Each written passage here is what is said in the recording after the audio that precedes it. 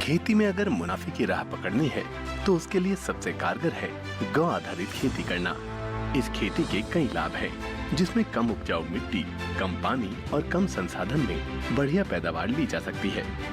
राजस्थान के ज्यादातर किसान अब इस विद्या को अपना रहे हैं। ऐसे ही एक किसान है सुमेर सिंह, जो न सिर्फ गौ आधारित प्राकृतिक खेती को अपना रहे हैं, बल्कि बाकी किसानों को इसकी बारीकियां भी सिखा रहे हैं। तो आइए मिलते हैं सुमेर सिंह जी से।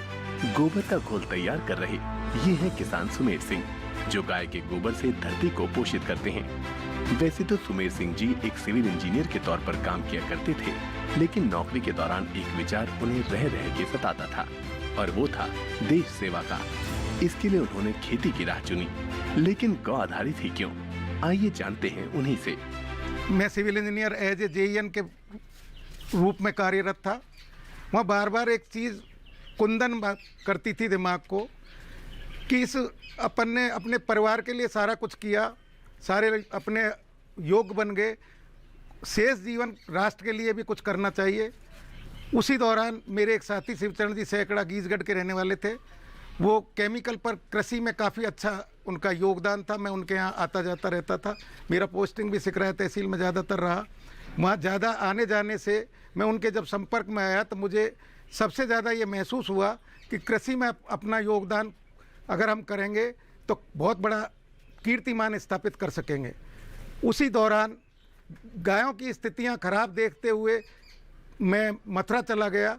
मथुरा में जय गुरुदेव बाबा के यहाँ जब गए, वापस आए तो रास्ते में काफ़ी गायों को सड़कों पर घूमते देखा तो एक दिमाग में बार बार एक प्रश्न आया कि कुछ न कुछ इस तरह का करना चाहिए कि गायों का भी भला हो। चूँकि हमारी कुल देवी जमवाय माता है, जो गाय के रूप में भी है। इसी दौरान सुभाष पालेकर साहब से मेरा संपर्क हुआ। खाटू श्याम जी में उनका एक कैंप चल रहा था। उस समय वो जीरो बजट नेचुरल फार्मिंग पर की एक वर्कशॉप मैंने अटेंड की, और मुझे उस वर्कशॉप से जो शिक्षा मिली, उस शिक्षा ने मुझे झंझोड़ कर रख दिया। मुझे महसूस हुआ कि अपन को जीरो बजट नेचुरल फार्मिंग पर काम करना चाहिए। अब सुमेर सिंह जी से जान लेते हैं कि नौकरी छोड़ने के बाद उन्होंने क्षेत्र में कैसे सफलता पाई और कौन से मुख्य चरण हैं इस खेती को अपनाने के। इस विद्या का पहला घटक है बीजामृत। एसपीएन पद्धति की 4 चीज़ें आवश्यक हैं। उन 4 चीज़ों में से 2 चीज़ें ही हम अपने आप को क्रियान्वयन के रूप में कर पाए। 4 चीज़ों में नंबर 1 तो पहले आपको देसी गोवंश चाहिए। देसी गोवंश तो आ गया, लेकिन उस प्रक्रिया को पूरे करने के लिए 4 घटकों का योगदान बहुत ज़्यादा जरूरी है। नंबर 1 घटक ये है कि आपको बीजामृत करना है। बीजामृत करने के लिए आपको 20 लीटर पानी, 5 किलो गोबर, 5 लीटर गोमूत्र, 50 ग्राम चूना, 1 मुट्ठी बरगद की मिट्टी डालनी है। 24 घंटे में वो तैयार हो जाता है। 48 घंटे तक उसकी वैलिडिटी है। बीजामृत करने के लिए आप जो भी बीज लाते हैं, बीज की जो नेचर है, उस नेचर के हिसाब से उस बीज का सीड ट्रीटमेंट करते हैं। जैसे सरसों का बीज है तो उसको उस बीजामृत में डबो दीजिए और बाहर निकाल दीजिए। गेहूँ का बीज है तो ज़्यादा टाइम रख लीजिए।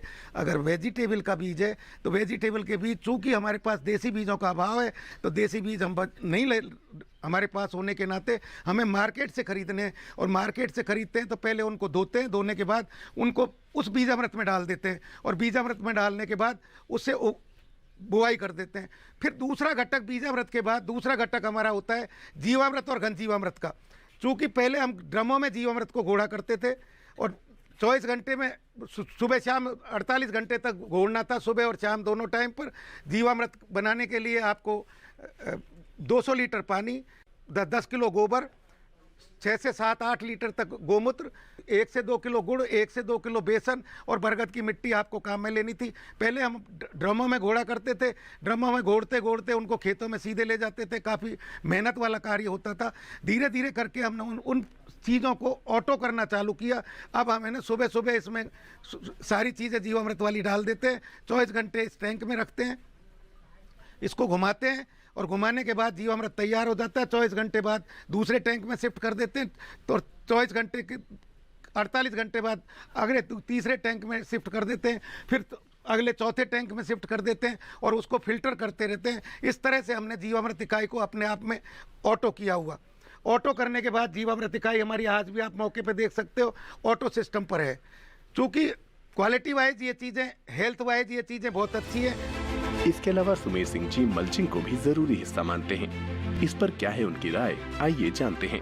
अगली चीज आती है आच्छादन। चूंकि आच्छादन यहाँ लाइव आच्छादन तो किया जा सकता है, लेकिन मृत आच्छादन किया जाना संभव नहीं है। न तो यहाँ आपके चावल पैदा होता है, न यहाँ गन्ना पैदा किया जाता है। चूंकि चावल और गन्ना दोनों नहीं किए जा सकते, तो आच्छादन एक बहुत बड़ी प्रॉब्लम है। इसकी वजह से हम 25% मार्किंग उसकी वजह से हम ले नहीं पाए। लाइव आच्छादन तो किया जा सकता है। लाइव आच्छादन के लिए हम कोशिश करते हैं, जैसे आपने उसमें मेथी बो दी या कोई दूसरी चीज़ बो दी, जैसे हमने मूली बोई तो मूली के साइड में हमने सौंफ लगा दी नाली पर। चौथी उनकी पद्धति में सबसे ज़्यादा जरूरी है बेड कल्टीवेशन। हमारे गुरुजी का कहना है कि पेड़ कभी भी सीधा है ना, भोजन इस तरह से पानी नहीं लेता, उसको भाप चाहिए और भाप के साथ साथ 50% उसको हवा चाहिए। उसको वो वापसा कहते हैं। वापसा बनाने के लिए यहाँ अब से पहले बेड कल्टीवेशन की कोई व्यवस्था ही नहीं थी। अब शिवचरण जी यहाँ बेड कल्टीवेशन के लिए अपने इक्विपमेंट लेके आए, तो उनके इक्विपमेंट आने से हमने बेड कल्टीवेशन पर प्रयोग किए, तो उसके परिणाम संतोषजनक आना शुरू हुआ है। चूँकि वो खेत अपने आप में लेवल नहीं था, तो जो परिणाम अपेक्षित थे वो परिणाम तो नहीं आए, लेकिन परिणाम काफ़ी सुखद आए। मूली जिस पर हमने बेड कल्टीवेशन पर जो मूली लगाई, उस मूली के काफी अच्छे संतोषजनक परिणाम है। सुमेर सिंह जी जैसे किसानों की राह पर चलें तो जल्द ही जीरो बजट खेती का लक्ष्य हासिल किया जा सकता है और देश की धरती को फिर से खुशहाल किया जा सकता है।